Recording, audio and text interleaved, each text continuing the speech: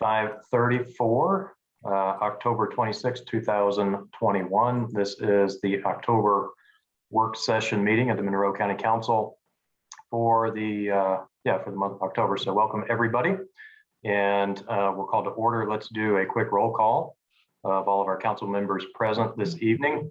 Please unmute your mics and indicate by voice that you're present when I call your names. Mr. Deckard. Here. Ms. Hawk. Ms. Hawk is not present for the moment. Mr. Iverson. Here. Mr. McKim. Here. Ms. Munson. Here. And Ms. Wiltz. Here. All right, very good. We've got a quorum, so we'll move on now to item 2, which is adoption of our agenda. Does anyone wish to add or remove items from tonight's agenda? If so, please let me know now or make a motion. Doesn't appear that we have any changes to the agenda this evening, and this agenda can be located on the Monroe County government website if anyone would like to view it. That's what we'll be working off of this evening. So if we have no changes, we'll have a motion to adopt the agenda for tonight. So moved. Second. All right. Any discussion? Any public comment? Seeing none, we'll take a roll call vote to adopt the agenda. Councillor McKim, Yes. Councillor Wiltz, Yes. Councillor Iverson, Yes. Councillor Deckard, Yes. Councillor Spoonmore, Yes. Councillor Munson. Yes. Motion passed unanimously. All right, thank you. And we'll move on now to item 3, which is department updates. And we'll see which departments are here to provide an update. I believe Ms. Gregory from the auditor's office is what's on our agenda. Yep, and it looks like Bree will need to be promoted, and that's happening right now.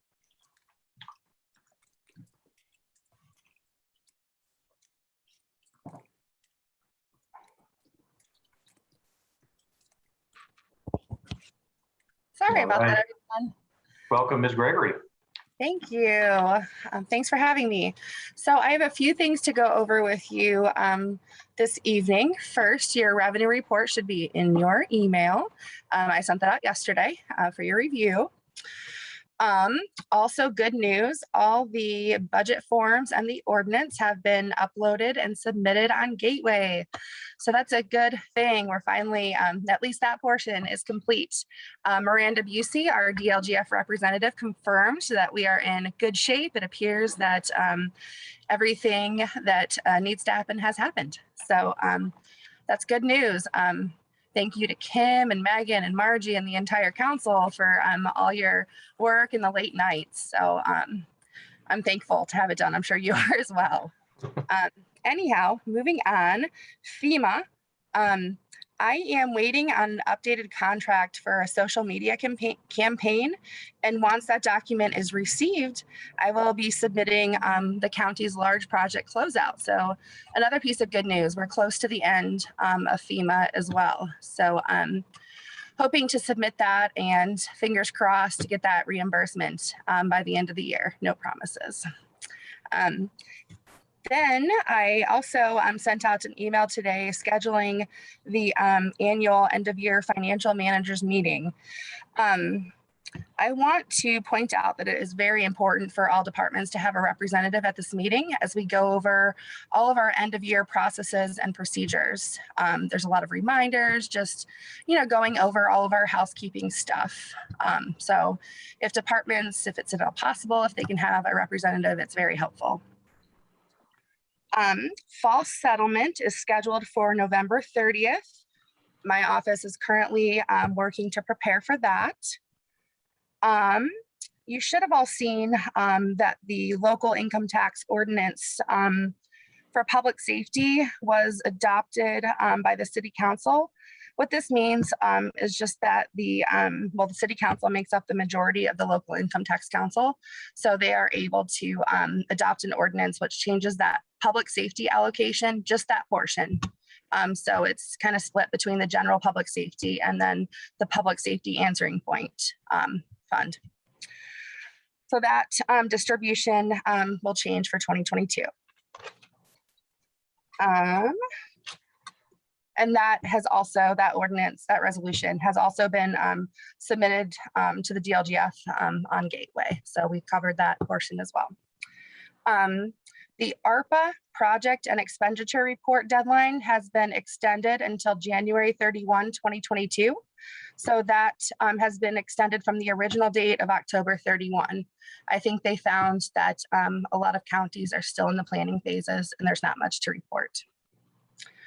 And then Kim and I actually just returned this week from the auditors conference. It was very informational. It was nice to be back in person and kind of be able to see our fellow auditors. So that's all I have for you, unless you have questions this evening. Great, thanks, Ms. Gregory. Let's see if we have any questions for you. All right, doesn't appear so. Just one quick question. The public safety ordinance that you had referenced, that did not result in any negative revenue impact to the county, right? No, so this often flip-flops year to year. So for 2021, they had upped the general public safety rate and lowered the PSAP, the public safety answering point rate. And so now it's kind of going the other direction. So they're lowering the general public safety and upping the public safety answering point rate. So it's just that 0.25%, of the public safety allocation. So it's just something that fluctuates year to year when they see a need. Got it. Mr. McKim. I guess I just wanted to respond to that and said, yeah, I mean, in short, yes, it is less revenue for the county because there's more for the PSAP, but it's exactly what we expected and what, the committee reviewed based on the budget and the funded for the PSAP. So it wasn't a surprise, I guess. Wasn't a surprise to us, yeah. But it is definitely a higher percentage going to PSAP and lower percentage being distributed to the 4 units. Yeah. I apologize. I should clarify it. It's a loss to the public safety general fund, but it's staying within the county for use within the county. So I should clarify. Okay. And for the record, Ms. Hawk has joined us and it looks like she's got her hand up for a question here. Right. For some reason, I couldn't get into the meeting. But when I reviewed the information, Brenna, what I saw that I didn't quite understand was that our special purpose, that juvenile fund, it was not even across the year, and that should be coming in even. So what are you adding more revenue into that special purpose other than the income tax? And you can answer that at a later time. Sure. If you'd like. Yes, let me take a look at that and get back to you. There might be a supplemental that went in. I'm just not positive. I'll have to take a look though, and I'll respond. It was not just one time, but several of the numbers were different. So I'm wondering if they're adding grants into that or something of the sort. And if we're trying to keep track of just what that special lit money is, then I would not think it would be placed into that total fund. But like I said, we can talk about that another time. Absolutely. Okay, Ms. Munson. Thank you. I wanted to advise the council that the public safety answering point, which funds our central dispatch facility and operations, has a still not yet nailed down surplus of funds. that have accumulated from year to year. And several people in Monroe County government have tried to get this better understood and to regularize the reporting about this so that when it comes to budget time and when it comes to making decisions about how much public safety funding should go to the PSAP, then we can make good decisions. And we haven't gotten there yet, but I hope this is something that we will get straightened out in the next year. Great. Thank you, Ms. Munson. Ms. Hawk, did you have another question? No. Okay, no problem. Do we have any further questions or comments from council for Ms. Gregory? All right. The Well, bad stuff. seeing none, thanks again, Ms. Gregory, for the update. As always, glad that you and Ms. Shell and some of the auditor staff were able to get to that conference and have a productive time up there. That was great to hear as well, too. So we will look forward to seeing you next time. Great. Thank you, Council. All right, and I believe our next department update will be from Mr. Cockrell. Welcome. Well, thank you. Good evening. Yeah, I kind of wanted to go through the ARPA policy because the commissioners are planning on approving the ARPA policy at tomorrow's meeting. And I just want to make sure everyone, both here and watching in the public, is aware that this is going to be a living, breathing document. What's in it right now will not be what it exactly like it is in the future. Essentially, the strategy that we are using is we have a section in this that will be, hey, here are the things that are a higher priority that we've worked out the details for, that there's going to be funding requested for that. And then there's here are the other things that we're going to review and still look at. This will be amended from time to time as more details come in for some of those other items, or if we add more items that other needs arise over the next 3 years, that'll occur. So I just want to really emphasize that this is not a final version in any way. But I would also like to emphasize, before we can spend any of the money, two things have to happen. One, it has to be placed into the county's plan. And two, it has to go through a council appropriation. So this is not a request for a council appropriation. This is kind of here's where we're at, here's how we're moving forward. I don't think any of the items on this list will come out as a surprise to anybody, because I know we've had a few meetings about this, but I think the commissioners have felt it's time to really move forward with some of these projects. So the first thing I would like to do is point out the two things that are priorities that are proposed to be funded pending county council approval and the proper agreements as necessary. One, I think everybody agreed from day one, is our number one priority, and that is revenue replacement.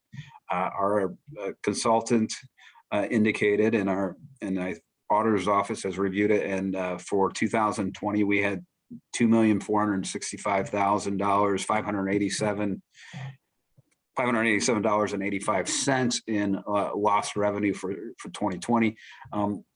Again, that money can be appropriated in any manner whatsoever, because we've shown it to be lost revenue. So the kind of part of the federal funding that says, if you've lost revenue, we want to make that revenue up for you guys. There really aren't a lot of the other strings attached to it that you see with a lot of the other funding that we're going to be talking about. I expect that number to increase each year over the next 3 years. I mean, ideally it wouldn't, because that means our revenue would have been caught up to where it was expected to be. But I anticipate that would be changed. The other one is the Housing Insecurity Initiative funding. And I think the next item on your agenda is a pledge of support for that project. That's working with the community partners of United Way and the Community Foundation to promote responses to housing insecurity and instability.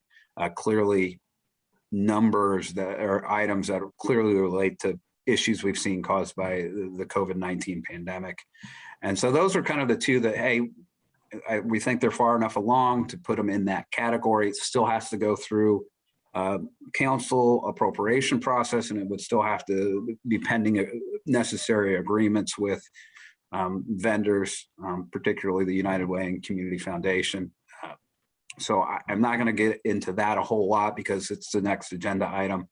And then here are the priorities for potential use that, you know, that we want to look at, and we want to figure out what is the best use of the funds. I will say there's a potential that not all of these will be funded, and that we'll pick and choose as we go through as to what are the higher priorities. What can we get the most bang for the buck, if you will, as we move forward with them. But they are all responsive to either the negative impacts of the COVID-19 emergency or some of those other categories that are allowed, like infrastructure and under different sections of the ARPA legislation. So one is to fund community gaps demonstrated in our criminal justice study. Another would be maintenance of roadways, especially repaving and stormwater projects. I know we had a grant. We applied for a grant in stormwater projects, and we indicated that matching funds could come out of the ARPA money. Support for public infrastructure, support for local working families, including childcare, support for the elder population, supporting public health initiatives, including mental health. And again, that one ties to some of the ones we've already outlined. Supporting the tourism industry, including support operational and capital improvements for our current convention center, expanding broadband. And then the last one on our list is incentives for employees who choose to get the COVID-19 vaccine and are willing to voluntarily provide vaccination. That one, and then finally, sorry, I missed number 10, providing assistance for first responders, law enforcement, health providers, and teachers. I think those were all topics that we discussed at length, I believe, in the August joint session with the council and the commissioners. So none of those categories should jump out at you as being something new or haven't been vetted by both the council and the commissioners in a joint meeting before. At this point, with those final 10 items, it's a matter of getting together and determining priorities, and then also determining what those projects would look like. I would use the supporting public health initiatives, including mental health, to be one that could go a lot of different ways. There could be a lot of different ways to look at that. We need to kind of analyze what we mean by that, and kind of turn that broad statement into a potential project to be vetted by the commissioners and the council in the future. So that is what's on the agenda for the commissioners tomorrow. I wanted to keep you guys updated because it's a partnership, and realize that the council plays a big role in this as well. Well, very good. Thank you, Mr. Cockrell, for the information there. And we'll see if council has any comments or questions for you. I see a couple of hands up here, Mr. Iverson, and then Ms. Wilkes, and then Ms. Hawk.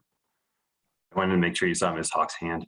Mr. Cockrell, thank you for that presentation. I'm really proud of the way that the county solicited the public's input to create this list. I think that's really wonderful. Is the list that you just enumerated anywhere on the county's website that we can share out with the public? Well, I think that it needs to be formally approved by the commissioners tomorrow. It certainly, I believe, would be in their agenda and the packet for tomorrow's meeting for the county commissioners. But once it's approved, I think it would find a more permanent home on the county website, probably in the breaking news at first, and then placed into a appropriate web place in a few weeks or a month. And a quick follow-up, will the public input still be sought even after tomorrow's resolution is presented? I think the public input is always sought. I think, like I said, this is a list that has a lot of priorities on it that we don't have detailed out. I think working on those details is something that we would certainly welcome public comment on. And if the public has a different priority, I would tell them to express it, because I mean, these funds have to be expended by January 1, 2024. And so a lot can happen in that amount of time. Think back to 2 years ago from now and how life was radically different. So I think until all the funding is spent, I think we can and will and should continue to hear the public on what their priorities are. Thank you. All right, Ms. Wiltz.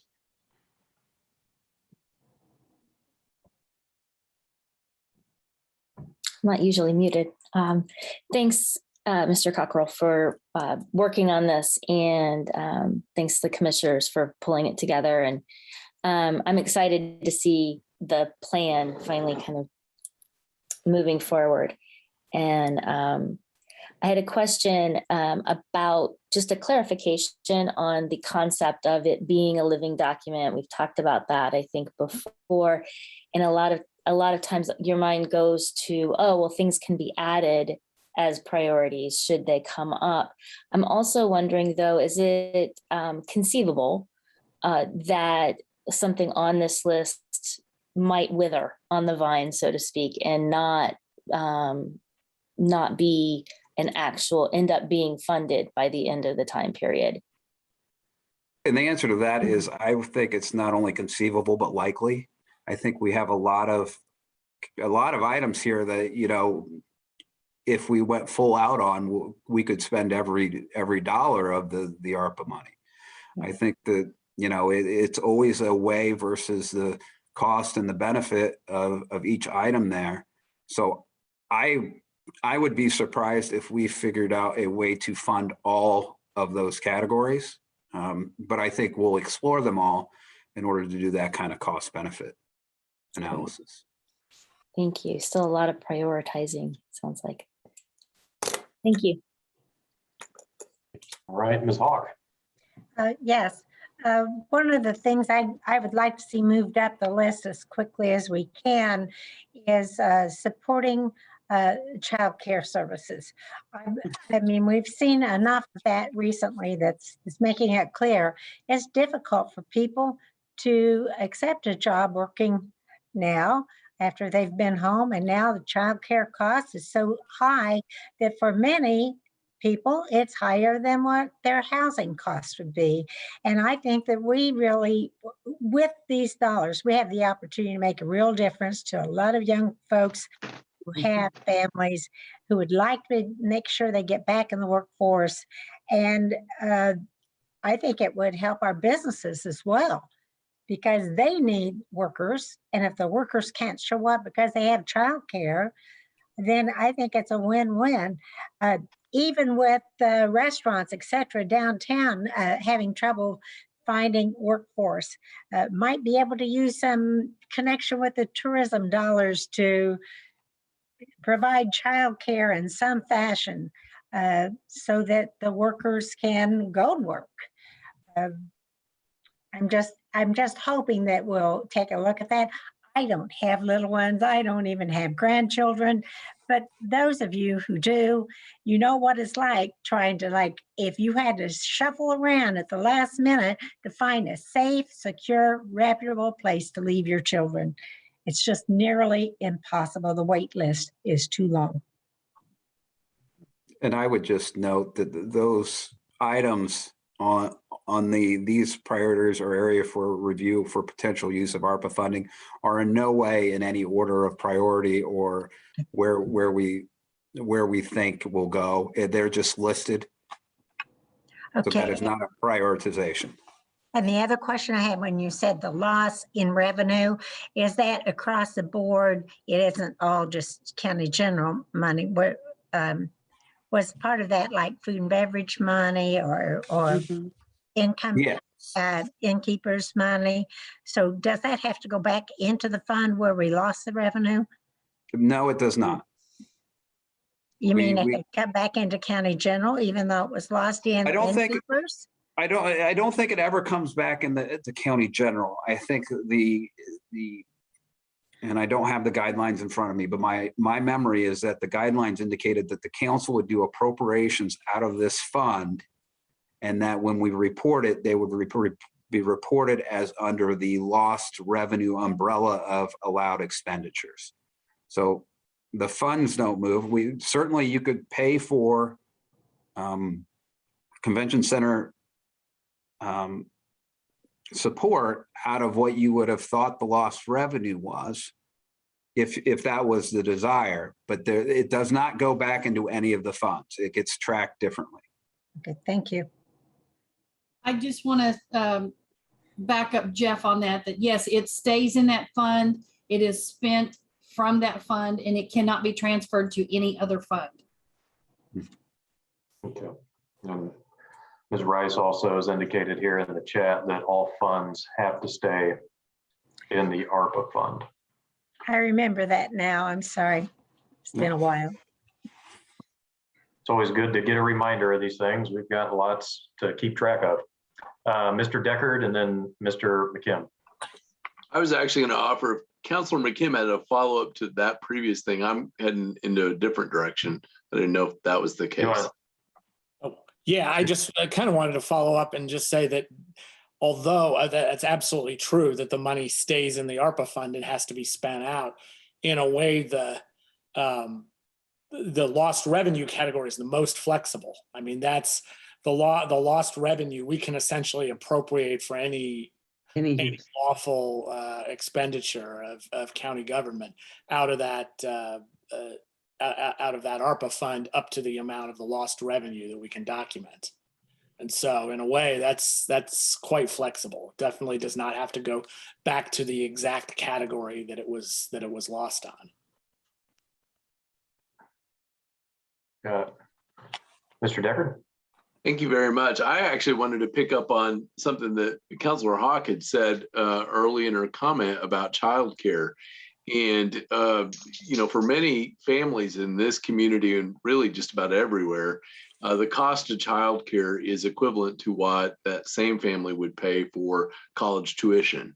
And if you go back about 2 decades, we used to, the ideal is if we can save for that college tuition, many families are actually front-loaded, forced to pay that for childcare, and it's a scarcity, and it is. There are, do you have the right place? Are you happy with the place? And with your little ones, certainly that's an overwhelming thing. So I love that is on that list because I hear about that a lot. And then the other thing I'll say is one thing I really like is that we have time on this to thoughtfully work through how this is going to manifest and how this will play out. And I really encourage both council and commissioners and really all entities in this community to think expansively how we can do these things. In the mental health category, I had a meeting just this morning with folks doing work in schools and actually helping some of our county residents in schools with some mental health issues, counseling, et cetera. And I think that there's some exhaustive supplies that sometimes don't always come to our minds, but we have the time with this to do it. And I just appreciate that, not only about the federal legislation, which we don't have a lot of control over, but the fact that at this level we do, and that's awesome. So thank you.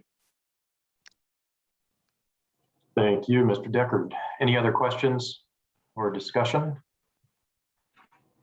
Mr. Cockrell, does the plan outline how appropriation requests are to be presented to the council, or a process for that? For example, if there is another elected official that would like to utilize ARPA funding, could they come directly to the council for an appropriation, or are these all being kind of routed through the commissioners?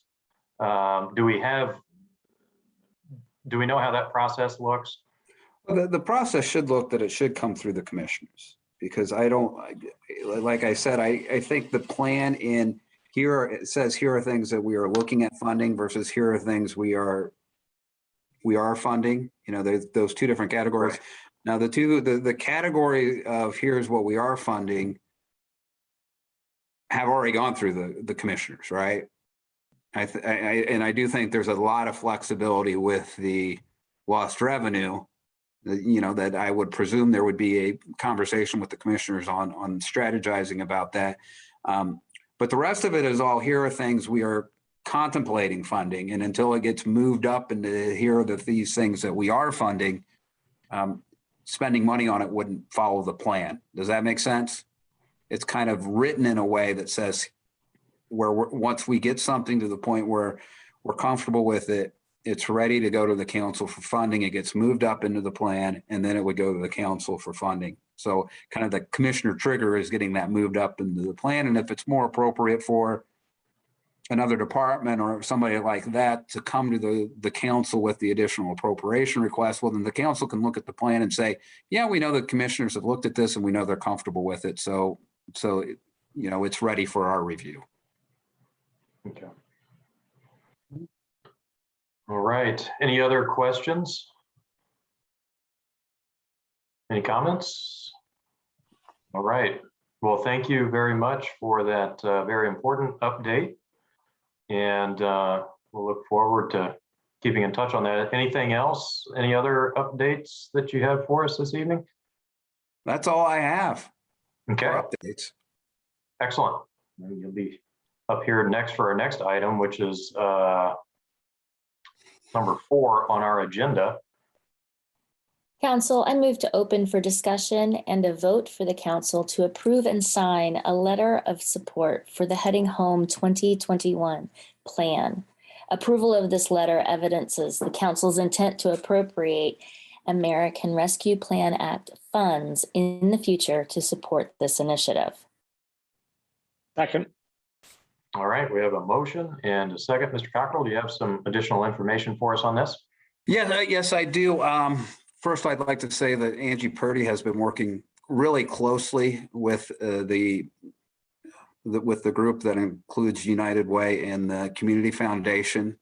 And so she is on vacation, therefore it is not here tonight. And so I told her I would do the best I could.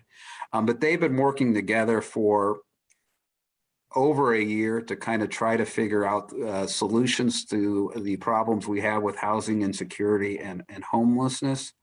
They have put forth the Heading Home 2021 plan, and after they put that out, they have requested funding from both the city and the county to help fund the initiatives on it. And this is a program that is trying to reduce the housing needs of the low unfortunate people who have them right now. And you know, I expect that with the current housing market, it's not going to get any better anytime soon. So this is the community working together to try to help those who need it.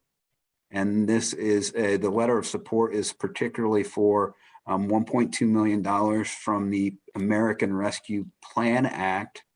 And that would go towards programming, consultants, and other project parameters on or before that would be expended on or before the expiration date of the American Rescue Plan Act. And then an additional $1.2 million to help put into a community foundation fund so that there would be funding available to continue these programs after that the Arpa funding is no longer available. Okay, very good. Thank you for that information. And we'll see if council has any questions or discussion on this. And Mr. Iverson, please go ahead. First thing is kind of taking care of business. The link on our agenda has some extra words in it. And so I just wanted to make sure that I'm going to put the correct link into the chat. And just want to make sure that everyone knows where to get that. And then my second point is that I'm very proud of the work that the commissioners and the council did on this. Monroe County elected officials worked really hard on this plan, and I could not support this with as much vigor as I possibly could. This is a fantastic step in the right direction for our community, and I'm fully supportive of all of this. Thank you, Mr. Iverson. Ms. Hawk? Yes, I have a lot of questions on this, and I've discussed this with many community leaders recently, and so far I have not been able to hear anybody who believes that there is in place a sustainable funding for this. Maybe that's what part of this plan is for, so that they can put together different ideas about where the funding is going to be coming from. So I do have concern that we would not do anything that would increase the number of folks who want to come to Monroe County because of the services that we provide that has added to the numbers of people that need services that's beyond the ability of the county to be able to provide. I hear that from the social service providers as well, that they're feeling overwhelmed by the sheer numbers of folks who have joined those here in Monroe County who are unhoused. So that's a concern. I want to make sure that we welcome all neighbors who want to be good neighbors, and then do all that we can to provide services for those folks who are here without doubling that number. And I'm hearing that from everyone. They may be too reticent to come forward and say that, but you're hearing that throughout. The other thing is, when I see, because we're saying that we are going to commit $2.5 million. So I think that's worthy of some conversation here. And for those of you who've been sitting on the committees, maybe you know all the answers, but for the public, they don't. I don't. And when I've asked people who've served on the committees, they don't seem to have the answers. So my question is, the second 1.2, what is it, 1.2? The second 1.2 million is 1.2. Seed money. Generally, when you're committing to put seed money into something, you really believe that you have some kind of sustainable way to continue to fund that, because I don't see where that money supposed to be coming right straight out of county funds in general? In the next, what year is that? We have to come up with that money? Mr. Cockrell or whoever. I mean, obviously, if we're signing something saying we intend to appropriate this, then, and it doesn't say it's going to come out of ARPA money, that second half, where's it going to come from? I think that the letter of support in front of you says that 1.2 million would be provided over the next 3 years. And my understanding it is to go into a community foundation account so that there would use the revenues from that in order to maintain the services that would be provided as the program is built. Where that funding comes from is a conversation between the council and the commissioners that I do not believe has been resolved yet. So I don't know exactly where it would come from, but this is a letter that would support that, a letter of support that says we're going to figure that out. Oh, can't you? I mean, I guess when do you have to come up with that amount? When do we have to budget for it? within the next 3 years is what the language in the letter of support that is in front of you right now. I guess I would just go back to one alternative. If you were looking for alternatives, would be look at the lost revenue from last year, or maybe lost revenue over the next few years from the ARPA money, because those funds could go towards this because they are kind of in that category. But I do not believe that conversation of the exact location of where that funding will come from has been resolved yet. Well, it certainly seems like that's something that council should be very involved with, because that's a pretty big chunk of dollars. Are we saying that we need to come up with a third of each year starting next year, or do you wait until 3 years and then we come up with it? Or when does, with anything else that the council does, we should know what it's going to cost us and when we have to come up with the money and where it's going to come from. And the letter of support just says within the next 3 years. I think okay, I want to make sure. I thought the way I read it, and I'm glad you're here because I read it pretty quickly. I thought it meant you don't start putting that money in, that second batch of money, until the end of 3 years. But no, you're saying right now. It says the Board of Commissioners and County Council are also supportive of providing an additional 1.2 million within the next 3 years to provide the seed money necessary to ensure the sustainability of the Heading Home project. Okay, so as long as we kept the money back in that reserve fund that you're saying because of lost revenue, as long as we made sure we held that back, this amount, then we could know it's going to come out of there. Because I think that is true. I also think that if you wished and you didn't want to hold it back, but you could even fund it earlier, and I think that would give, at the end of the day, more bang for the buck in terms of a shorter turnaround in the future. I mean, that's a conversation that really the council and the commissioners need to have, because I think there are positives and drawbacks to looking at it either way. Right. And well, I used the wrong term. I did not mean hold it back and not present it for 3 years. I meant always make sure that we include that in our projected budget of the revenue coming in, because we have a lot heading down our path, a lot of lost revenue, not having to do with this, but having to do if annexation goes through. And so these are big dollars, folks, and we need to make sure we understand the flow of money. Thank you, Ms. Hawk. Ms. Wiltz.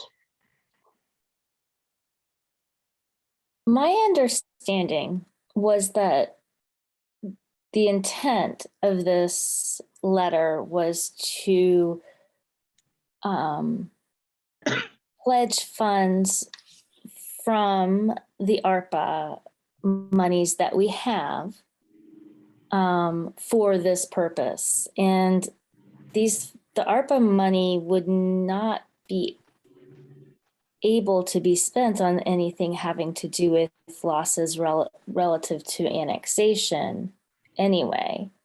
So, and this doesn't really have to be limited to the category of ARPA monies that are lost revenue money specifically calculated, because this falls under the general umbrella of what we can spend.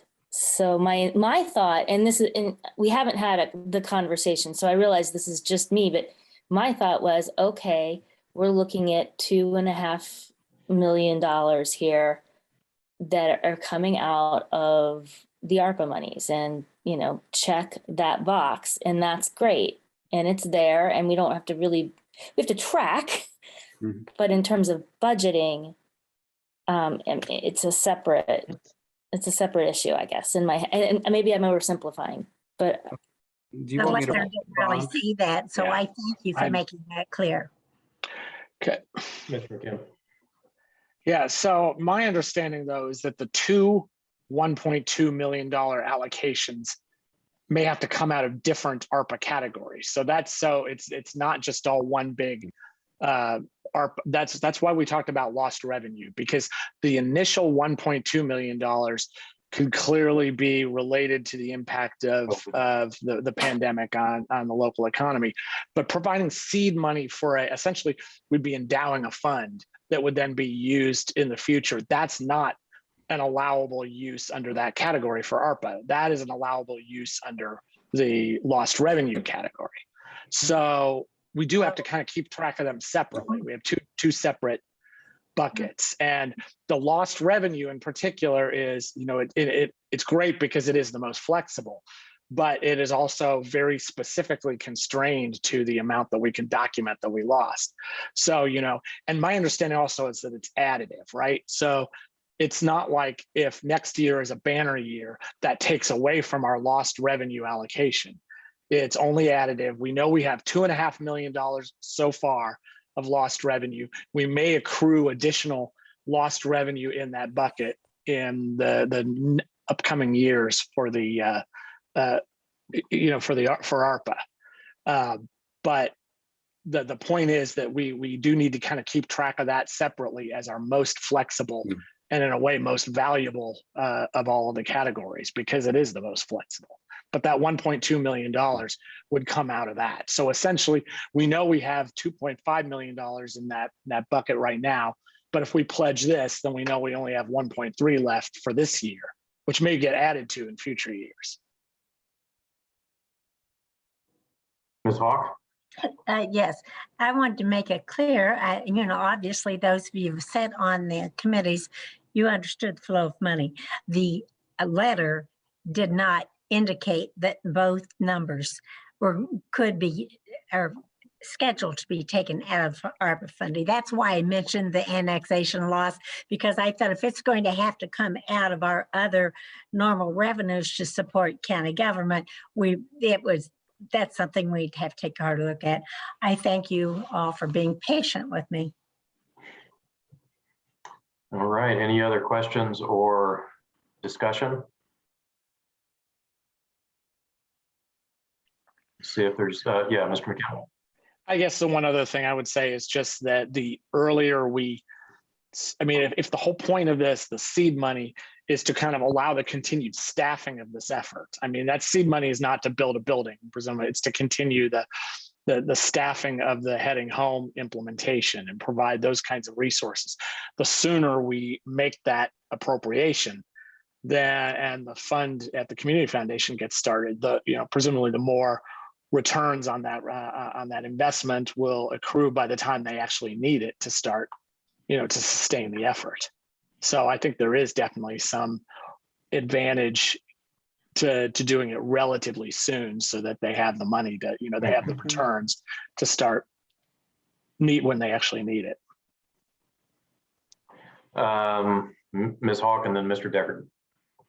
Yes, my concern was that I would much rather know that we had some kind of continued funding considered, that so that we aren't just putting, we county government not putting $2.5 million and then have it not be useful and sustaining down the road, because I think that's what it sounds to me what the plan is, to put something in place that will be in place 5 years from now, 10 years from now.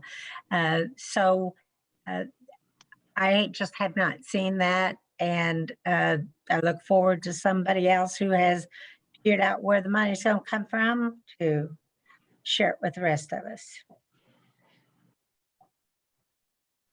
Okay. Mr. Deckard?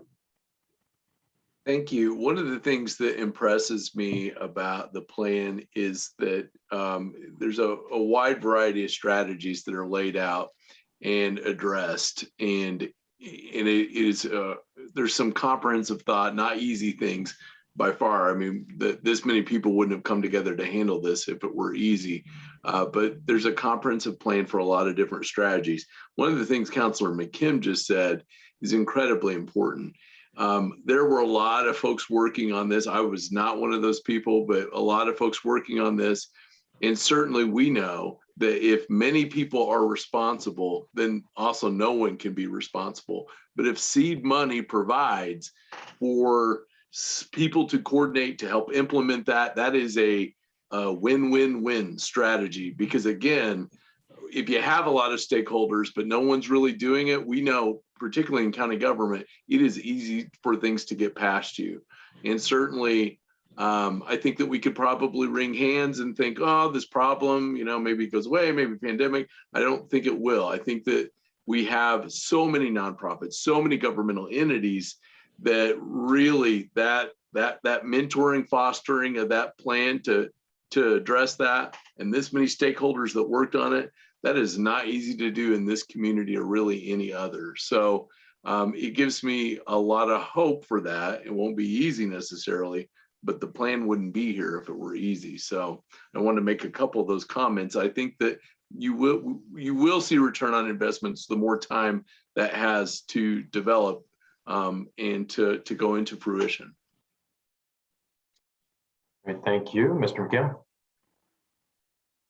I guess, you know, this is maybe something that the council staff could do, but we probably ought to, as you know, if and when we approve this commitment, we ought to put together a little bit of a dashboard that shows us, that makes it really clear to us, essentially what we've already allocated, so that we're not double spending and triple spending, and you know, so there's a total amount of that we have, but we also now have a kind of a separate bucket that's within the total, which is the lost revenue. And we know right now that's been filled up with $2.5 million based on the FSG report. And if we commit 1.2 of that right now, we need to make it really obvious anytime we have these discussions what we've got left. So yeah, maybe. Yeah, that's something I think is a good idea, and we ought to be able to do. Ms. Rice, did you have a?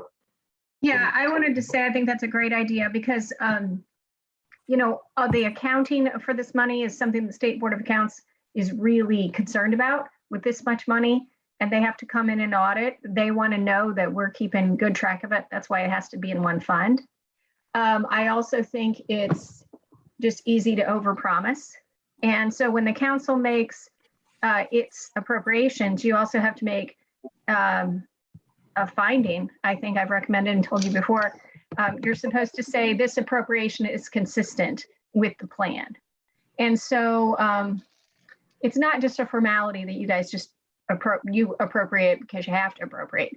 You've got to say, yeah, that's consistent and that's what we want to spend it on. So I think that if we keep a spreadsheet, you know, with those figures, we can start that, maybe even start it with sort of what's projected or intended, and then we can have a box or a column to say that, yes, what date was it actually appropriated? So I can work with Kim and we can get that going. It can be maybe a planning tool for you as well and for the commissioners. Excellent. Ms. Munson. I think there's another factor that we need to pay attention to, and that is that some of the things on the plan that will be adopted tomorrow may take considerable time to get moving and actually get to the stage of appropriation. And one of those that occurs to me is the county's interest in improving broadband in rural areas. And this isn't going to happen overnight. A great deal of work would need to go into making plans for this to happen. So that's just something that I wanted to lay out for everyone. Thank you. Thank you, Ms. Munson. Or I'm sorry, Ms. Hawk. Yes, following with what Councilmember Munson just said, that was part of it. I had sent out an email to someone, can't remember now, send them out as many as I can get anybody to listen to, that maybe we should have some kind of dollar amount that we thought we might want to allocate for the different areas that we find to be very necessary so that we won't use it all up on one area and think we've got money there to do something else? I mean, some kind of a general estimate of what we want to spend on each of the items, or the top 3 items or something. No, it's just a thought. Just run that by our Agreed. heads and figure out what we want. Good for coordinating for sure. And we should also be looking at, what other units of government in Monroe County and in the region are doing, and where we can kind of coordinate on some of that stuff as well too. I know BEDC had offered to assist with some of that coordination. I still think that's a really good idea. We can start to identify some of those areas that we want to invest in, but not get too carried away either. I mean, there's a lot of stuff that a lot of priorities here that we have to work through. Any other questions or comments on this? And I think it is worth noting as well too. I'm glad to see, and Mr. Cockrell mentioned earlier that this is, I think you call it a community effort. And I certainly believe that. I've heard a lot of very positive feedback from lots of folks in the community, including employers and our nonprofit agencies, different units of government. And so I think this is exactly the type of investment that the federal government had in mind when ARPA was put into place. And, this could be transformative for our community. And there's a lot of buy-in that I'm hearing. And, certainly understand that there's still some questions that remain out there, but for the most part, I've been hearing a lot of support and buy-in for this. So I'm happy to support this letter. Mr. Cockrell, are you aware of, so I know the city is also going to be investing as well in a similar type of, are you aware of what the numbers look like on their end of things? I've not seen a confirmation, but I believe that the request was the same. Okay, so I think we're talking similar types of numbers, which are very large numbers, and I think that's what's needed to make a real difference here. And I'm glad to see the county and the city kind of coming together to identify solutions to some of these issues that we're facing in the community. And so that's all good news as well too. So happy to support this. Any other questions? Discussion? Yes, Ms. Hawk? No. Okay. All right. Well, we'll see if there's any public comment. Have any public comment on this item? If so, please raise your hand. Doesn't appear so. So we'll take a roll call vote, please.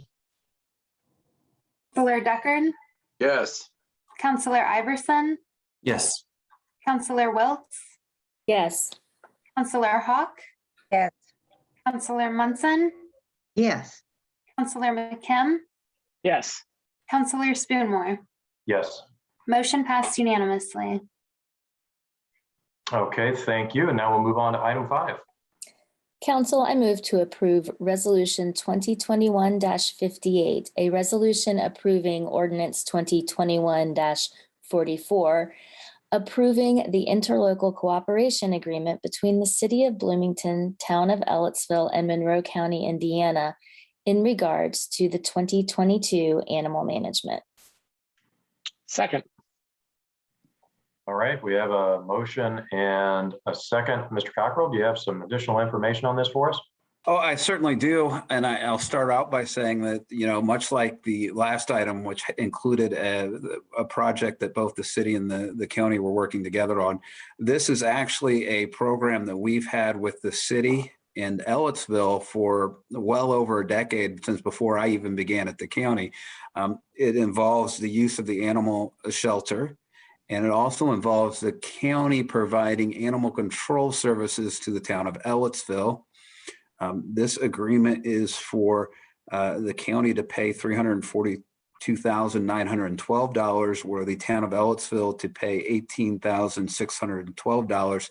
That is a reflection of the number of animals that were brought into the animal shelter from each jurisdiction.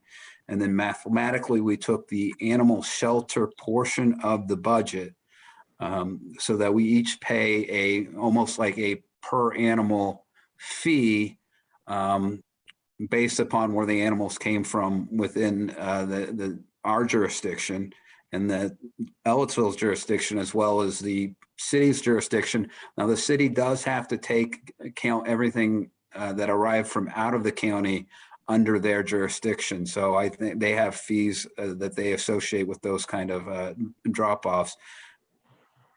So this has been a calculation we've ran in the same manner for a large number of years. It seems to work out well. It gives our people a place to take animals that need to be taken somewhere and allow officers to do their work. I understand that the $342,912 is the amount that was in the budget. And this is coming to you because as an interlocal, the fiscal bodies either need to sign off on it or it goes to the state attorney general for review and approval. And we would have always preferred that the county council look at this and approve it as opposed to going to the state. No, we certainly don't want to shirk our duties to the state attorney general. Do we have any questions or comments? Okay, Mr. McKim. I just want to say that I am so glad that this interlocal is no longer hugely controversial. I mean, when I first began on the county council, even the whole concept of animal control in the county was actually remarkably controversial. We had a fellow council member who I, at one point in the meeting said, well, out here in the county, we have a way of taking care of these animal problems out here. And was opposed to the very idea. And I'm glad that everybody recognizes that this is a really important service. It's not just it is about animals, but it's also about neighbors and about people getting along with people. And I think the system works really well. Thank you, Mr. McKim. Ms. Hawk.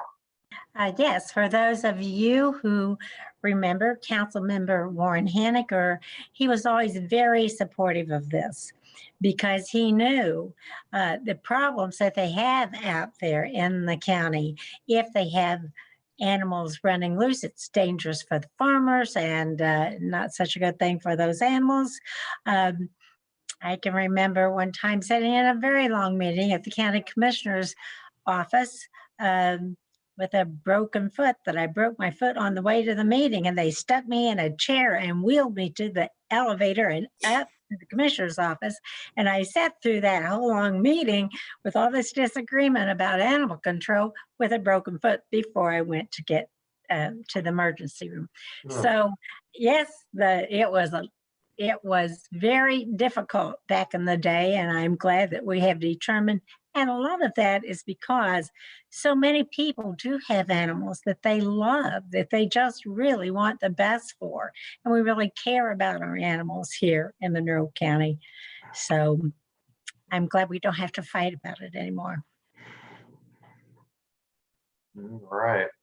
Any other questions or comments? Is there any public comment? Okay, we'll take a roll call vote, please. Counselor Wills? Yes. Counselor Iverson? Yes. Counselor Spoonmore? Yes. Counselor Munson? Yes. Counselor Hawk? Yes. Counselor McKim? Yes. Counselor Deckard? Yes. Motion passed unanimously. Thank you. Up next is item 6, our health department. Council, I move to approve the Health Department's request to simultaneously create a new account line and approve an additional appropriation in Fund 9158-9621 VAX Administration Reimbursement Grant in the amount of $25,000 in the services category. Second. All right, we have a motion and a second, and Ms. Caudle, our health administrator, is joining us this evening. Welcome, Ms. Caudle.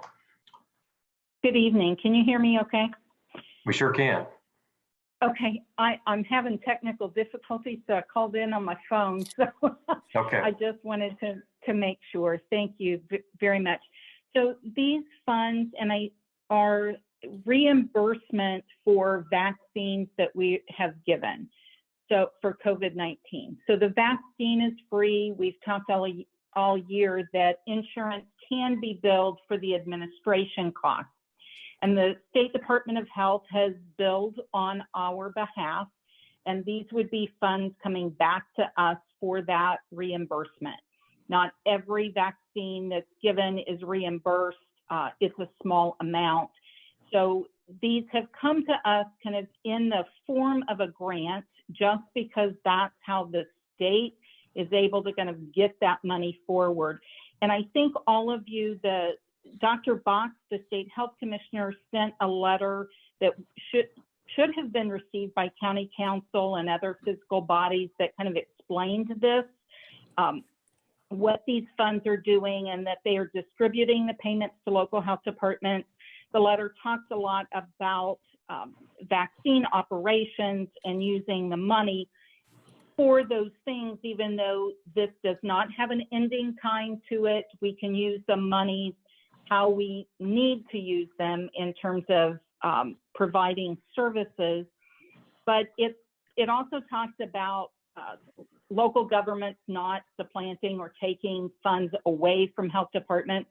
Now that's a situation we don't really run into in this county, but there are other counties that will tell you if they get funds from the state, their local funds are pulled. So the State Health Department wanted to be very clear that that is not to happen with these funds, that they are working with State Board of Accounts, local government of finance to issue guidance, because lots of health departments had questions.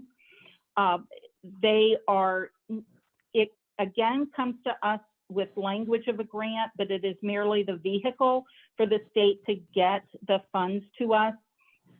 The fact is that they are contracts for services. Typical grant reporting is not required. The funds should not be tracked as grants in the auditor's office, and the funds should be treated similar to other insurance reimbursements that local health departments may get. They've confirmed all of this with local State Board of Accounts. So I just wanted to talk about that. We wanted to make sure that we get these funds appropriated. $25,000 is what's written in this grant. We could get less, we could get more over time. They will continue to bill on our behalf. So I think the request is pretty simple for us, but I wanted to make those things clear. I think in an ideal situation, it is as those funds come to us, they should simply be available to be spent in whatever means that we need to spend them. I mean, certainly they are going to vaccinations. We intend for those vaccines, as best we can determine, were given by IU at IU clinic, that those funds can go back to IU for administering those vaccines. And we would keep the funds for those vaccines that we administered. Okay, great. Thank you very much. Let's see if we have any questions or discussion on this request. All right, does not appear that we do from council. We'll see if there's any public comment. Okay, we'll take a roll call vote.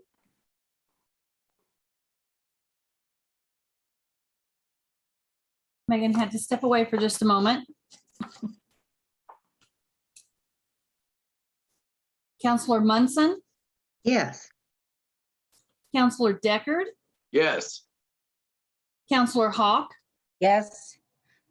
Counselor Spoonmore, Yes. Counselor Wiltz, Yes. Counselor Iverson, Yes. Counselor McKim. Yes. Motion passed unanimous. Okay, thank you. And let's see here. I believe we have a another item here for the health department. So Ms. Caudle would like to have a discussion with us regarding upcoming state funding for the health department. And I thought it'd be a good idea to invite her to the work session, just to kind of give us an update on the situation. Yeah, thank you for the time. I appreciate it. And not a lot of real news here. We're at that time of year where the state may issue grants, and certainly we know that we have one that is probably coming. And we're at a place at the end of the year where it's very difficult to appropriate funds. So we've already, we've hit the deadline for getting on the November agenda for additional appropriations. Following last year's directions, and I'm not sure that we've seen what the plan is this year, so I'm assuming that they're the same, that we weren't appropriating funds in December or January. So the state has received Arpa funds for public health workforce, and 25% of those have to go to schools.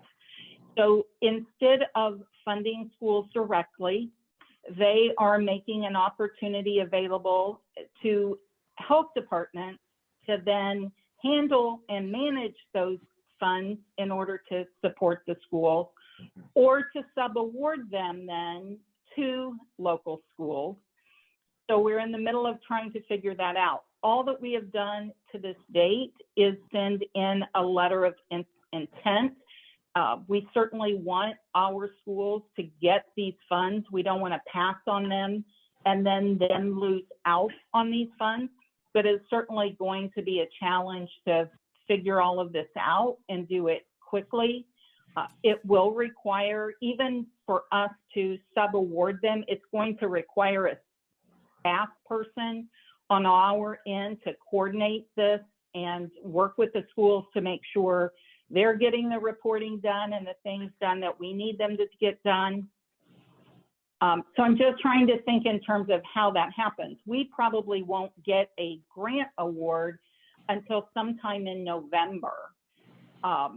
So, my question to you is, what is your ability, willingness, thought about if we get this grant award in, let's say, the 15th of November or the 17th, and I can't remember the exact deadline dates, but now we've missed, even if you were going to hear an additional appropriation in December, we've now missed that date.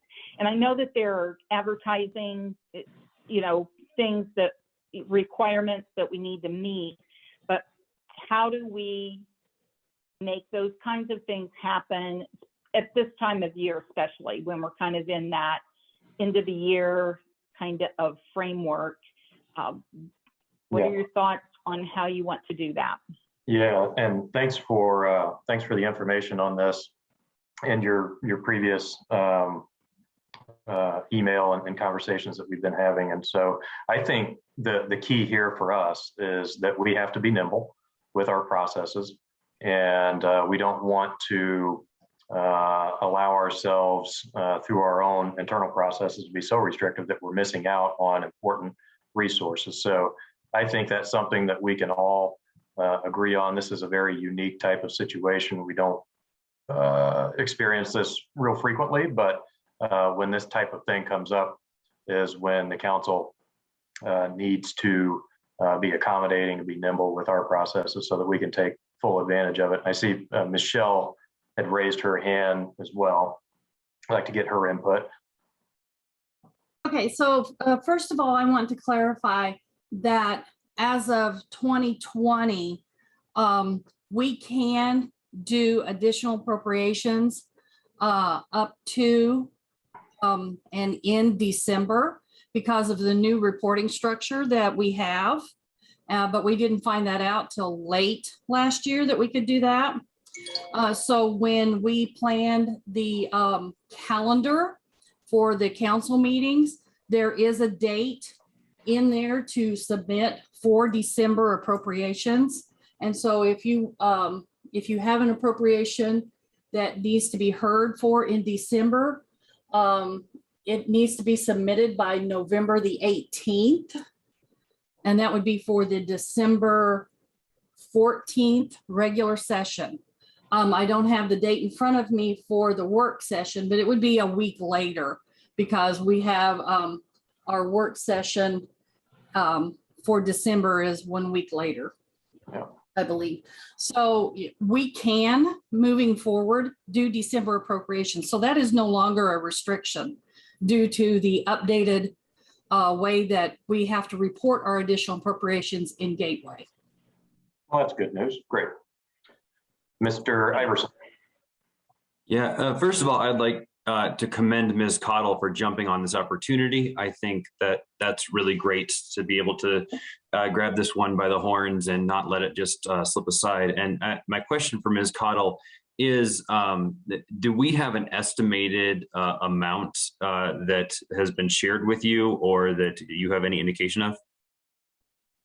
Yeah, the total will be around $400,000.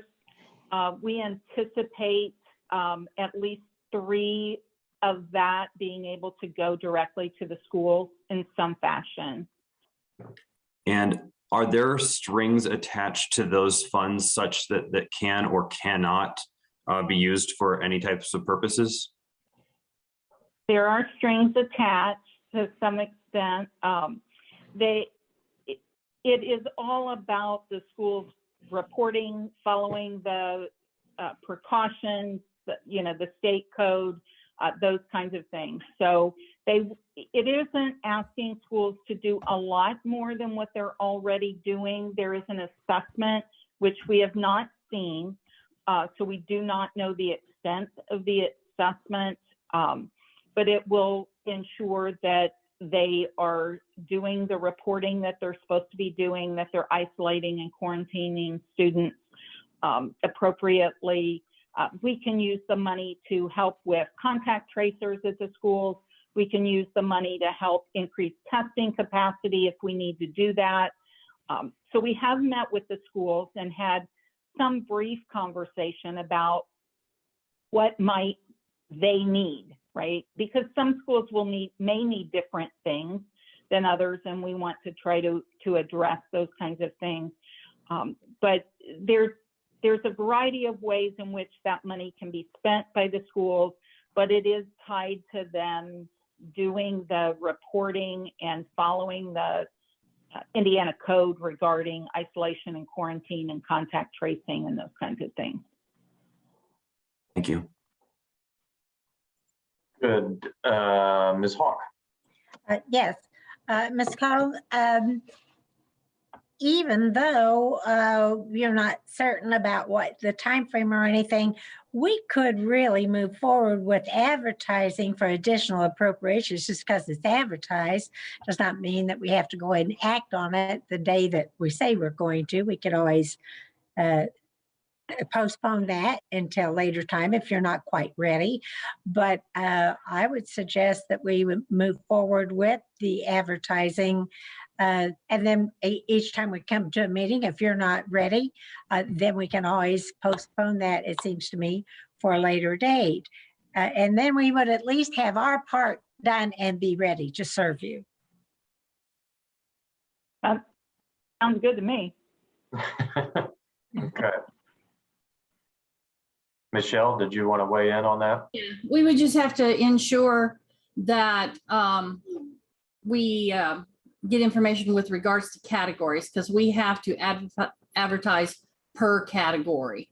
So and that's what we are, if we advertise too low, then that's what she's stuck with until she comes back. So she, I do have a question about that. And that is one of the dilemmas, right? Because if the money, we don't know yet how much money we would be able, how we would equitably divide those funds, which could be in services lines, but we know we'll need some personnel. So until we really know how we're using them, that's always very difficult. Do the grants actually have to be advertised in that way? I know that we've had discussions about this in the past, and I'm going to plead ignorance I know all grants come to you and they're advertised, but do they have to be? Yes. Yeah, we have to advertise per category. That is one of the requirements. So advertise there each some- category, the whole thing. Right, and then you can advertise one category and then come back later and get council approval to do a category transfer. Well, I'm sure we will make this work. I mean, I don't know that we need to sort out all the details right here, but we will make sure that this works for the health department. Thank you. Yep. Mr. McKim. Well, I just want to make sure Councilor Hawk's comment wasn't lost there. Advertise the whole amount for each category. I mean, there's no reason why the total has to add up. They can't spend money they don't have. We can appropriate it all. Right, because you can advertise way above, but and then just approve the actual amounts. Yeah, so you won't spend what you don't get. Right. Yep. Okay. Any other questions, comments? All right, well, seeing none, we'll conclude item 6 and we'll now move on to item 7, which is our second letter of support for the evening. Council, I move to open for discussion and a vote for the council to sign a letter of support for the Consolidated Rail Infrastructure and Safety Improvements Grant. This letter also commits the council to providing funding in the amount of $1,000 for the railroads project if the grant is received. Second. Okay, we have a motion and a second. Who would like to present information on this? Who would like to start? Mr. McKim, Ms. Rice? I'm happy to let Mr. McKim go forward because I think this was his conversation with Bernie Garitas that got this kicked off. Yeah, so this is basically a federal grant that the Indiana Railroad is applying for that will allow them to make many upgrades in kind of decaying railroad bridge infrastructure. I believe the amount they're asking for is about $18 million. And they will also be, the company itself will also be providing a 60% match of their own investment. So what we're being asked to do is essentially, or what local units of government are being asked to do is essentially write letters of support and make nominal funding contributions as just kind of as a token indication of support. And apparently the having local units of government make and local community, it's not only going to be units of government, but the local community make financial commitments really counts quite a bit towards the awarding of the grant. So basically, the Indiana Railroad would be much more likely to be able to make this kind of investment, get this award if the local communities support the initiative and support it with a small financial contribution. There are 2 bridges that are in Monroe County, 2 railroad bridges. One of them is up by Lake Lemon. It's old Richardson Road. It's actually kind of a cool trestle, but it's pretty old, where Richardson Road hits South Shore. And the other one is much more difficult to see, but it is a bridge that you can kind of see a little bit of it if you go to where the Karst Farm Greenway Trail actually crosses the active railroad. There's kind of a series of gates that you go through to cross the railroad. If you're going and you're facing Gifford Road and look to the left, you can kind of see where that bridge is going to be. So those are the 2 that are in Monroe County. The investment in Monroe County would be, from what I understand, about $1.5 million. So we're only being asked to make really kind of a nominal contribution to express our support. But apparently that having local units, like I said, the community support really matters a lot to whether or not the Indiana Railroad would qualify for this grant. Apparently it is quite competitive. And of course, we're only, as the letter states, we're only committing the funding if the $1,000 if they're awarded the grant. Great, thank you.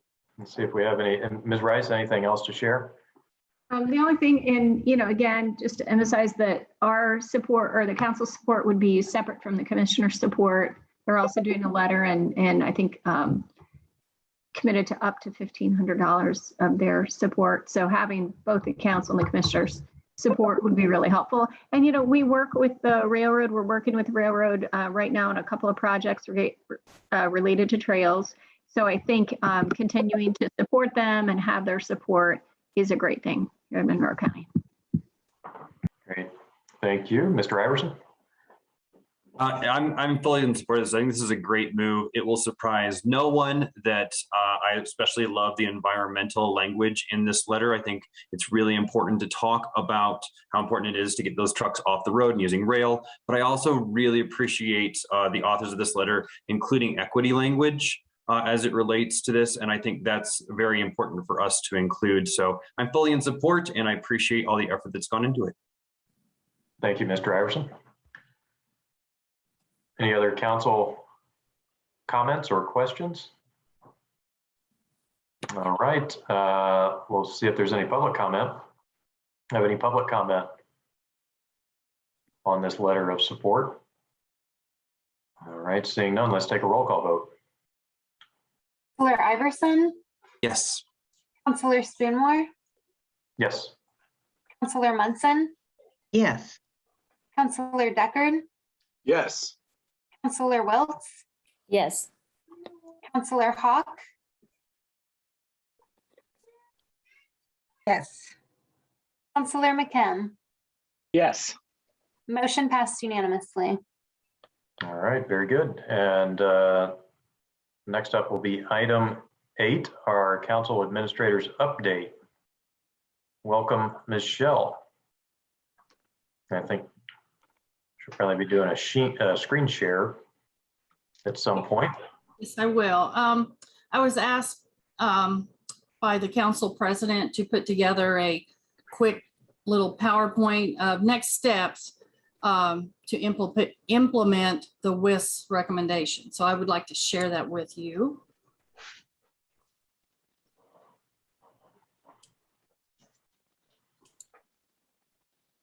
Okay, can you see that? Yep. Okay.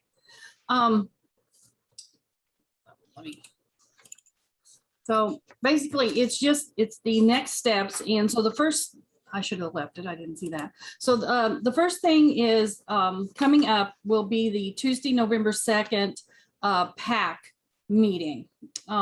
We have 2 job descriptions that need to be reviewed by the PAC to see if they want to move forward these job descriptions to the council. These are job descriptions that we received from WIS that were modified and updated by the departments. After a review, Margie and I reviewed a list that was submitted by WIS with regards to positions that had substantial changes. These 2 positions, when you look at their what we call the red line versions, were completely redone. So we feel like that this needs to be looked at by PAC before being approved by council. And some of the questions that we feel like need to be answered are listed. And with regards to the family court mediation director, the difference is that the original job description has a baccalaureate degree. And so with this updated version, it was changed to a Doctor of Jurisprudence, or a JD. And so why is this now required is one of the questions, when we've been able to operate this position since October of 2005 with a bachelor's. And so even though we ask people not to, it does tend to happen where a job description is being updated and tailored toward an individual. And it shouldn't be like that. The job description should fit the job itself and not the person. So we need to know why all of a sudden we're having this requirement of a JD requirement. The other thing is, moving forward, if does PAC want to, with including this requirement, we want to ensure that you realize that this is going to be at least a $23,000 increase to this position, because currently it is at a PAT, and this moves it to a, on the new grids with regards to WIS, it moves it to a SO attorney position. So that's going to cause this a huge jump and a significant cost increase. And so the other thing is, so then if this is not what you're looking for, then we need to figure out what to do. And then if it needs to be reviewed again by WIS at the correct or your desired education level, then it will need to be reviewed and classified so it can be included. The second one is a liaison correctional officer position. This also is a totally revamped job description. And so I wanted you guys to be sure that the correctional officer duties is a sentence or a blurb in there. So this is the main component is liaison duties, but it's by using a correctional officer. So are we wanting to move forward with this as a brand new position in the correctional center? Do you want to amend a current correctional officer to create this position, or do you just want to decline, the liaison correctional officer position altogether? So I do have representatives that are supposed to be here at the PAC meetings to give their input at these so that everyone can ask questions. So I just wanted to give you a heads up. These are our main concerns right at the moment with these two positions. Does anybody have any questions in regards to PAC? So PAC these two items will be on the upcoming PAC agenda in November. This is step one. Once we get some clarification on this, we'll then move on to step two. What's that look like for us? Okay, step two, then, which I believe takes place on Tuesday, November the 9th. And we need to approve the job description so that I can have the titles as well as the classifications. This is going to be a daunting task with regards to getting this information into the salary ordinance. Not only do I need to coordinate job titles and classifications, I'll also need to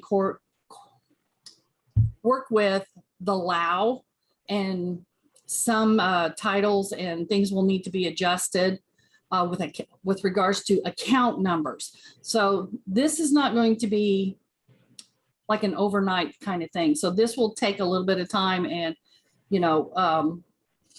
some work with the auditor's office on getting all of that information updated. So a couple of things with regards to updating the job descriptions and the classification levels. We also have a maintenance plan that we need to put into place. Once you approve these, the maintenance plan currently says that departments can come from January through April to request any changes, amendments to the job descriptions. I would like to have that edited so that it says February through May. And that's only because we haven't in the recent past, we're not having PAC meetings in January. And that's only because the PAC meeting is always the first Tuesday of the month, and council doesn't meet until the second Tuesday of the month, and the members are not appointed until then. Yeah. So with that, and then within the maintenance part, the council approving this, there's the statement where you approve and empower the council administrator to work with the departments with regards to, the WIS questionnaires, maintenance, working with them with reclassifications, conducting annual audits, and just working with the PAC as needed, that kind of thing. So that's going to be a kind of a change from what departments are used to. They've kind of gone to maybe HR wanting a change, or they've changed them on their own and haven't really, submitted things. And so things have not been laid out or planned. And so this is just going to ensure that any kind of a change or amendment to a job description has to come through the council office first, that kind of thing. And so with the maintenance plan, WIS strongly suggested, and I highly recommend, that we don't make any changes to job descriptions for at least a year. And this is so that departments can work through these new job descriptions, see where things are going, make notes and edits, and just live with them for a year and kind of give everyone a break from just this constant wanting to change, wanting to amend kind of thing. Let's get everyone on a cycle. I recently, and since we have handed out the draft job descriptions, unofficially, we sent them out to departments. I've had departments start turning in requests they want to amend their job descriptions already. And I just think that's a little soon. We haven't even approved them yet. And I just think we need to kind of put a moratorium or something in place with regards to that, and just let everyone live with their job descriptions for at least a year. Take notes, make things, and then let's get onto a schedule and plan it more accordingly. Instead of them telling us what to do, we need to let them know this is how it's going to be done moving forward. And that's what I have for that for Tuesday, November 9th. Okay. Okay, and then finally, with regards, we have to approve the grids for the salaries for the employees, the electeds, chief deputies, and the special occupations. And I would like to see that done by at least November the 30th. And Can you advance the slide there? Oh, sorry. There we go.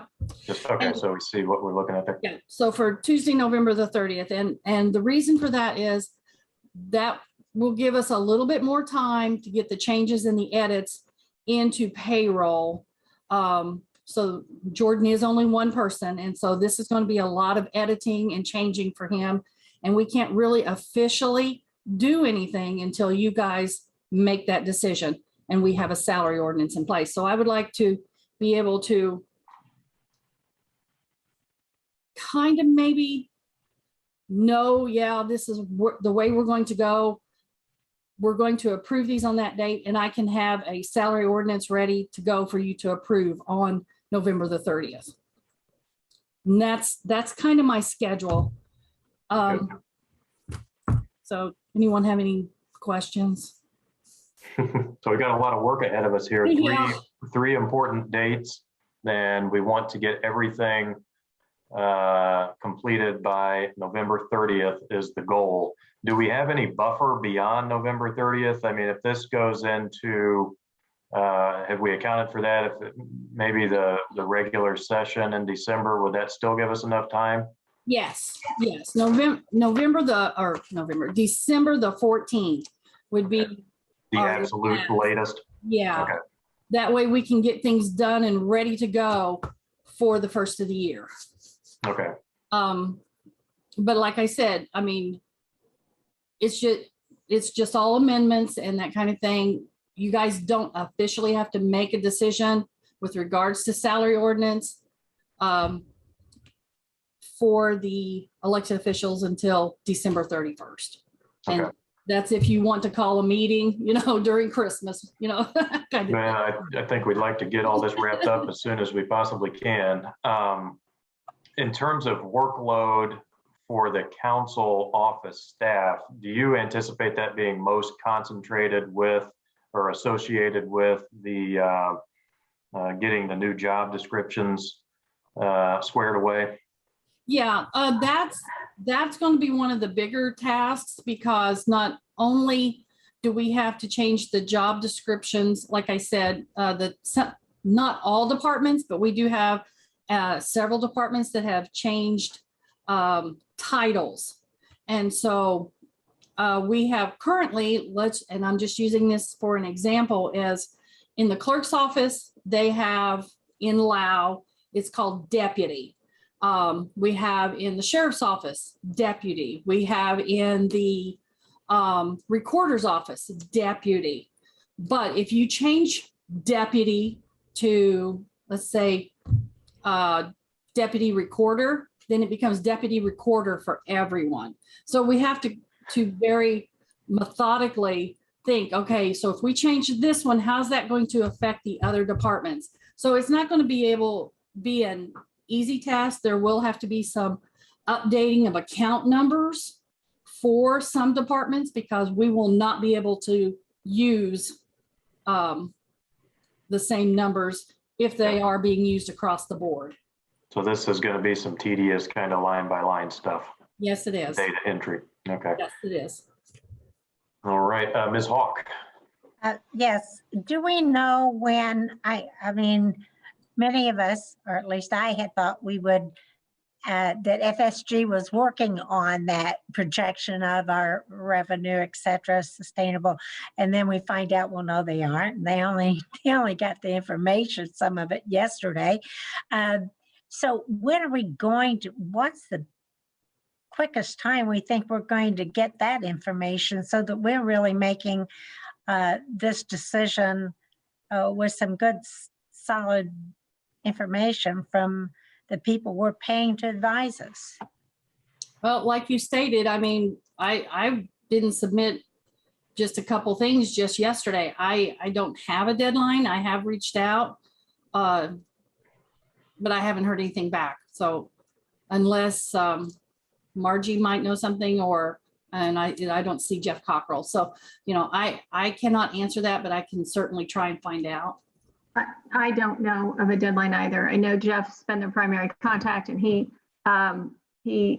introduced Kim into the picture just this week. So I don't know their deadline, but we certainly can find that out. And I think we'll want to communicate if this, which I'm pretty sure has happened already, but there is a desire that we'd like that information as quickly as possible, because we do have some very big decisions ahead of us here, and that will be helpful to making those decisions. But we'll reiterate that, and I would hope we could get that information sometime in November. Because they did say that they wanted to see the 2022 budget and base a lot of those projections off of the budget that was just approved. They have received all of that information. They've received both annexation revenue analyses from the city as well as Baker Tilly. We had a meeting yesterday where there was a number of questions that were answered related to our health insurance funding and different projections for how we will see our growth and salaries and those types of costs going forward. And And I know that they do plan to, and correct me if I'm wrong, Kim, I may have missed, or Margie.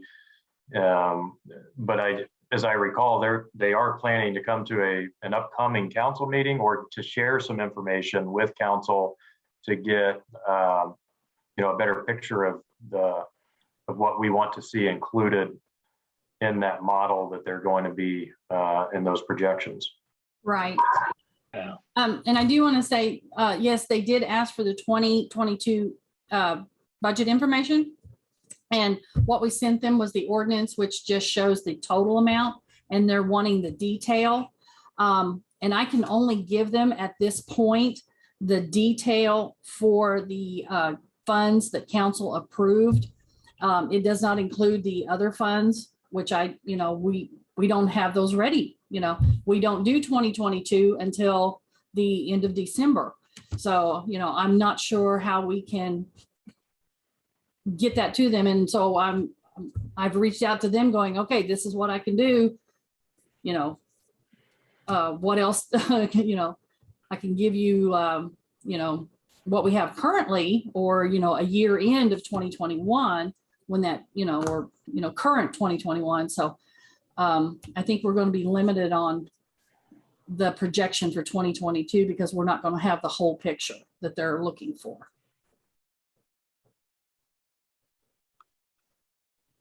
Okay. Any follow-up, Ms. Hawk?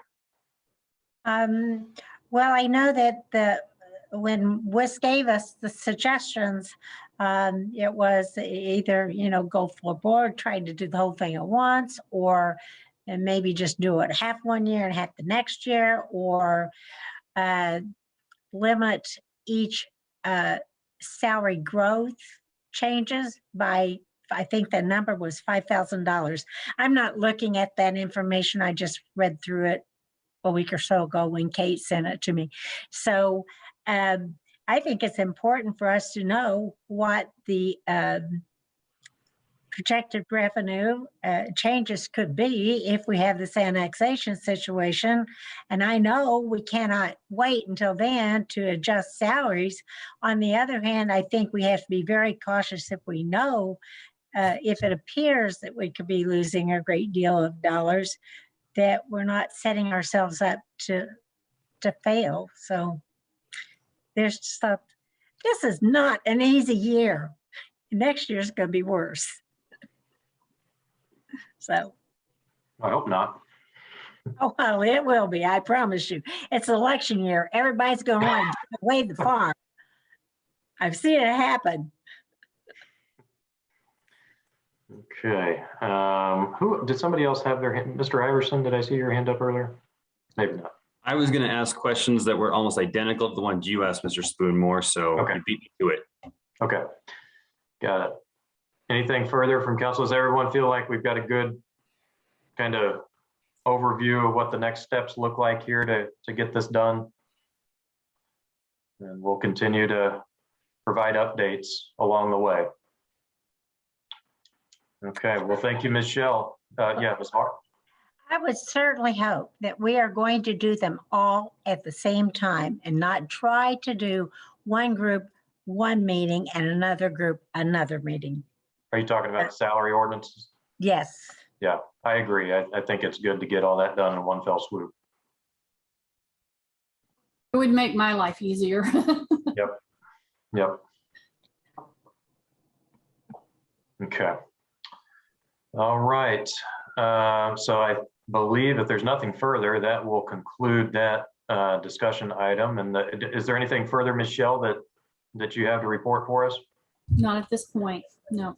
Okay, very good. So that will conclude item 8. And now move on to item 9, council comments. Do we have any council members who'd like to provide remarks this evening before we adjourn? Yes, Ms. Hawk. I'm sorry. Did you all get the information from Association of County Councils? There's a special Zoom meeting. Isn't that tomorrow night at, what time was it? Anton sent that out. Did you all get that?